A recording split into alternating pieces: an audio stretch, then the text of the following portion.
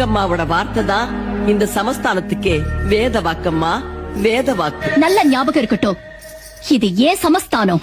கும்மீருட்டின் குடல் கிழித்து கொன்றில் ஏழும் பெண்ணோடியே கோபம் கொண்டு பிடித்தால் கொப்பரிக்கும் காளியம்மா.